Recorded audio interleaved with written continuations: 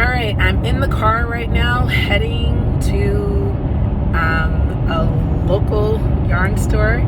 Today is local yarn store day, where your expectation is to buy yarn from your local yarn store to, give back to small businesses and to support the fiber arts industry. And this morning, rather than just saying I'm just going to go to the place I'm on my way to right now, I've decided that I'm going to go online to look for some people of color who own their own yarn store and buy yarn from them. And so I knew that I couldn't do it all in once, so I've been sprinkling it. So 2 weeks ago, I bought yarn from this independent yarn dyer who has her own yarn store. I heard about her on Needles at the Ready, and although she doesn't identify herself as a person of color, I still want to support small businesses for women as well. So I want to give her my dough. And then after that, I was going to buy yarn from Magpie Fibers, but I mean, to buy a sweater's quantity yarn for them for my size is over $300, and that includes shipping. So I'm all set. I love their yarn. They have really beautiful yarn. I ordered a sock quantity of it, and I liked it. I really, really liked it. But I'm not trying to pay $300+ for a sweater that I'm knitting as well. I do recognize that it's about other items, but I wear my sweaters for, practical purposes as well. So, and it would be different if I was working on this particular sweater for just like 7 months or whatnot. So nope. The most I allow myself to spend on this sweater is between 100 and 130. After the whole thing with Golden Vine yarn, beautiful yarn that she dyes. I mean, absolutely gorgeous. The color consistency is well done throughout her hand dyed yarn. She does an excellent job. So this is the reason why I am not too mad at myself, but it cost me $250+ to, and it was like $258 with shipping and handling, to buy a sweater quantity of yarn from her yarn shop. And again, she definitely produced a high quality hand dyed yarn, so which is the reason why I'm not too upset about it. But at the same time, it's just like that's not something I can or should consistently do. I want to make sure I'm practical and smart with my spending habits, so that way this particular hobby and therapy lives on, because my knitting is definitely cheaper than therapy, kind of. But anyway, I was able to buy 2 skeins of yarn from Lola Yarns today. It's a local yarn store in Georgia owned by what seems to be a very vibrant, beautiful black woman. And so I was really happy to not only buy yarn from her shop, because she's the same person, that she's a black woman like me, but also because she's in Georgia, and I grew up in Georgia. I lived 17 years up here. How many years? I lived a long time in Georgia. I went to elementary, middle, high school, and college in Georgia. And a part of who I am is shaped by my upbringing in Georgia. So I was really excited that I was able to find a local yarn dyer in the state that means so much to me, that I got it tattooed on me as well. So that was really exciting. So I did that the first thing this morning. I promised myself that I would do that to get back to local yarn store day. And I am now en route to purchase more yarn. I have heard about Pick Up Every Stitch from 2 different podcasters. One, Kim and Jonna. They are 2 women who are in my age group, who have such a love and wonderful interaction. I feel like anytime I'm watching their podcast, that I'm sitting and knitting with my friends, even though I know we're on TV and it sounds creepy when just saying it like that, but I really feel connected. And not only that, Jonna, I had a question, and so they always invite you, if you have a question about knitting, feel free to send them an email and they'll get back to you. Well, they do. I sent a question about the champagne cardigan, because at the time I still haven't made my champagne cardigan, which is another story for another day. But at the time, I was struggling with how to do the German short rolls. And so I was going back and forth, how to do German short rolls, and I just was misreading the pattern. And so I contacted them to see if they had any suggestions, because I knew that Jonna, I believe she either mentioned that she did either German short rolls with her April cardigan or with another one, but she did a really good job of explaining it. And so I wanted to see if she could get that same clarification with the champagne cardigan, which she did. She did a phenomenal job explaining it to me, and I feel like the missing piece of puzzle piece that I had for understanding about German short rolls was answered by that 10-minute conversation that she didn't have to do. She invited me, she called me, she spoke with me over the phone. She was so sweet, and so they have a lifelong fan. I will be subscribing to their channel. I already have a subscription to Fruity Knitting, which is my love. I love that show, and my TLTY Crafts, which is another podcast show that I watch too, that I like to give money to, because these podcasters, they are bringing so much entertainment and joy into my life. I want to, render or pay for that service or whatnot. Some of the recommendations that they've given about yarn, patterns, techniques, how to handle some of the muscle pain has really resonated with me. It helped me through some of the challenges that I had as I continue to immerse myself in this knitting craft. So anywho, Kim and Jonna always talk about Pick Up Every Stitch, and they film their podcast episodes from Pick Up Every Stitch, which is the reason why I am heading there now, because when they did the knitting cowl for the Dingley Dell, or for Isabel Kramer, your job was to pick an Isabel Kramer pattern and to knit it, and they both picked the Dingley Dell to knit, and I was like, oh my god, that's such a cute top. So I picked that as well, and so that was my first summer garment I ever knitted before.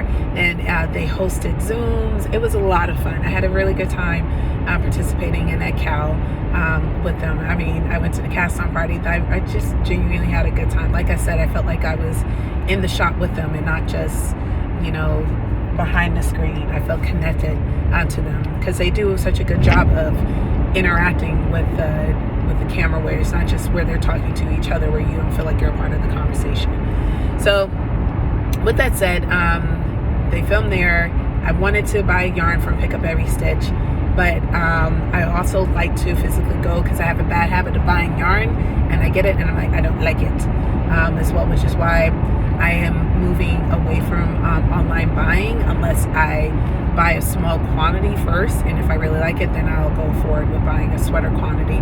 And I'm trying to push myself to not buy sweater quantities of yarn until I'm absolutely certain I'm going to make the pattern, because one thing I had,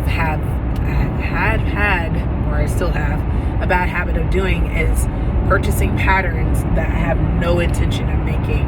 So again, just trying to get out of some of those habits, because I have several Andrew Amari patterns that I purchased that I don't know what was happening at the time of purchase, but I was like, I'll buy this one, I bought that one. I had bought like 7 of her patterns, and out of the 7 patterns, and this might be more, that I purchased, I've only knitted one, which I absolutely love. And let me tell you, I know that I'm going all over the place, but I have to keep expressing this. I did not think I was going to like that pattern. I did not think I was going to like that outcome. I was a big hater on it, and I don't know why. There's nothing that Andrew Amari or anyone has ever said or done, but for some reason I became cynical about the pattern and whatnot. And I think, you know why I think I became cynical? I actually know. It's because of the socks. I'm not the greatest sock knitter. I don't always have the patience for it, because it's such a small item and it's not something that I will wear. And so I'm trying to, I did not have the ability to do the mosaic knitting for the Sparks socks that I purchased from her. So I went to St. Croix with my family, and I wanted to make a pair of socks to commemorate my experience there. So that's when I bought the Map High Fibers and all the other stuff. But coming to the point, I realized that I really do love to knit, but me and socks, we were just not having a good time at all. And I had messed up on that pattern, and I put the blame on the pattern designer rather than on the person, me, who was trying to knit a pair of socks when that required a little bit more of a concentration, where I just should have just stayed focused and like, okay, I'm going to dedicate an hour on this and really keep up with where I left, because that's something else I didn't do. I wasn't taking notes on like, okay, I'm on row such and such, or I just did this. Instead, I'm just like blah, blah, blah, blah, blah, just going about my business and being complacent. So with that said, I knitted the DRK Everyday sweater. I am in love with this sweater. I wanted to have it on today, but the hem kept flapping up a little bit, so I wet blocked it last night, because I love the way it fits without blocking. Like the way it fits on my body without even blocking it, I was like, yo, if it looks this good on me before I even block it, my goodness. And yes, the yarn turned into a much better experience, because I was hating on the yarn. So for this pattern, there was just so much. I was drinking all the haterade. I didn't like the yarn, because I was like, oh, this is too orange. It's like scruffing on my hands. This is not going to look good on me. This isn't the right color. This is the color for Tanea. I don't know why I'm trying to embrace bright colors and whatnot. So I just forced myself to go through it, and I was like, it was one of those days where I just wanted a simple knit, and I was watching Mandalorian, and I was going round and round, and it was coming out. I was like, so let me try this on to see if I'm almost finished. I tried it on, and I was like, oh my god, the fit under my underarms, it's like something never before. And the only other sweater I've ever made that has fit me so well has been my Isabel Creamer or Petite Knits knitted garments. Now granted, I haven't done a ton of knitted garments, so it's not like I have a lot to like draw from, but yo, I was very, very surprised and in awe of the fact I cannot wait to knit this pattern again. I thought I didn't again. I was like, oh, I'm not gonna like the collar or whatnot, and I know I can play around with this where I can do a 1x1 ribbing and then a fold over. Like there's so many different things you can do in terms of a collar. You don't necessarily have to do that, and she even gives you Andrea Mari has shared like what tips that you could do. You can just cast on the number of stitches that you need, post the ribbing on the collar, and then pick up stitches for the collar after you finish knitting all the raglan increase or whatnot. But I was just so pleasantly surprised by how much I really have enjoyed knitting that sweater. I love the way it fits. The pattern reads so excellent, and it was literally the first time that I was able to do all of the expectations without, fudging it. Like all my increases were on point. Like I counted, I was like, I cannot believe that I had the right number of stitches on my needles. I cannot believe that I'm not fudging the numbers or saying, oh, it's okay. Like it was just such an incredible knitting experience, and where I just like followed the directions, and it got me through. Like my German short rolls came out perfect, because in that pattern she suggests that you do the rapid turn, and I did the German short rolls, came out perfect. I cannot believe that I did German short rolls all on my own, and it came out the way it was supposed to. And yes, I did watch the YouTube video by Pink Knits, I believe, one more time before I started doing it. But I'm in love with that, and luckily we're still in the weather pattern between the 40s and 60s, and the yarn that I chose is such a lightweight yarn that I can actually wear it in the fall, winter, and the spring, early spring here in New England. So very happy with my yarn choice, extremely happy with my yarn choice, extremely happy with the pattern that I selected, and I am genuinely looking forward to knitting another Andrea Mari pattern. And I cannot believe that I was such a hater about this in the beginning, and I was an idiot, a knitting idiot. So I am on my way to see what yarn I can pick up from picking up every stitch for some additional patterns. I know myself, and I'm seeing like how long it's taking me to knit certain items, and I feel like I was getting through projects faster in the past. I felt like it was only taking me like 2 weeks to do a pullover, and about 3 weeks to do a cardigan. And most of these items that I'm been knitting have been gifted to others. I haven't kept it. I only have 3 cardigans that I've kept for myself. Everything else I've given away. I'm in love with the cardigan that I'm wearing right now. This is my Isabel Kramer cardigan. It starts with an M, and no, I'm not going to even try to say it right now. But I absolutely love the Illuminate sweater, and I have been going back and forth with myself about what this is going to look like, and I just decided that it's a sport weight sweater that's on the same needle size as my DRK everyday sweater. So I decided, rather than looking for and buying expensive yarn or whatnot, because what drew me to the colors was the actual colors that she used in the original. I really want to do a cream and black with that one. So that's what I see as well.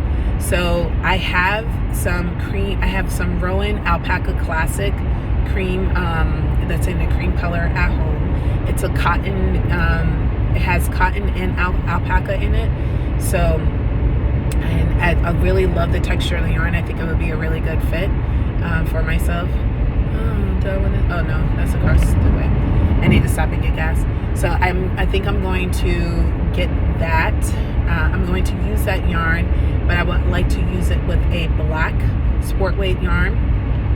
And I just purchased some yarn from my Lola, and so I got 400. I got one skein of her mystery black. So I think what I'm going to do is either use the yarn I got from Lola's yarn shop and use that to make my Illuminate, because the way that the pattern's written, it looks like I only need about 4, maybe 500 yards of sport weight yarn, fingering weight yarn.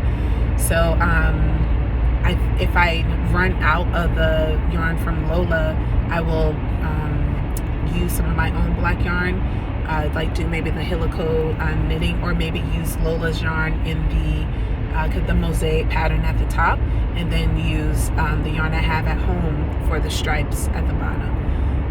The wool thread from Loops and Thread that I get from Michaels, that yarn is dope, man. I'm using it right now to make another Oslo hat in black, and man alive, I'm really surprised how much I like this yarn.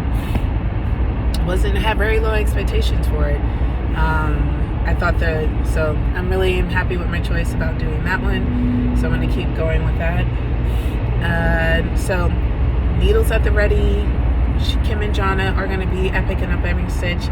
So they're the other reason why I'm going, because I'm hoping I can get like a picture with them as well. So like I said, I'm a little under the weather. I'm not 100%, so I'm going to make sure I keep my distance and not breathe, and load up on my meds, so that way I'm not symptomatic at the time of my interaction with them.